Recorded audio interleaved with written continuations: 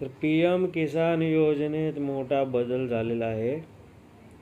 तर पाहूया थोडक्यात माहिती. पंतप्रधान शेतकरी सन्मान योजनेत मोठा बदल झाला आहे. या योजनेतील बनवाबनवी करणारे रडारवर आले आहेत.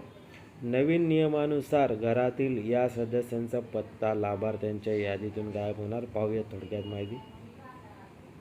तर शेतकऱ्यांना सध्या 19व्या हप्त्याची प्रतीक्षा आहे. हा हप्ता या महिन्याच्या अखेरीस मिळण्याची शक्यता वर्तवण्यात येत आहे. त्यापूर्वीच ही मोठी अपडेट समोर आली आहे. नियमात मोठा बदल झाल्याचे समोर येत आहे. घरात एकालाच मिळणार लाभ. यापुढे पी.एम. किसान योजनेचा लाभ कुटुंबातील केवळ एकाच व्यक्तीला देण्यात येणार आहे. त्यासाठी KYCची मदत घेण्यात येईल. पडताळणीत एकच घरातील इतर सदस्यांना लाभ मिळाल्याचे आढळल्यास त्यांना दणका देण्यात येणार आहे. कुटुंबातील इतर सदस्यांचा पत्ता कट होईल. योजनेचा लाभ घेण्यासाठी 2019 पूर्वीची जमीन खरेदी केलेली असावी. तर केंद्र सरकारची कोणती नियमावली आपण थोडक्यात पाहूया.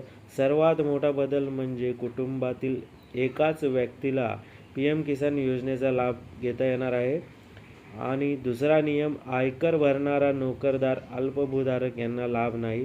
तिसरा नियम असा आहे, अर्जाची छाननी प्रशासन हाती घेणार आहे. आणि चौथा नियम, एकाच कुटुंबातील अधिक व्यक्ती लाभ घेत असल्यास लक्षात आले तर इतरांचा पत्ता कट होईल.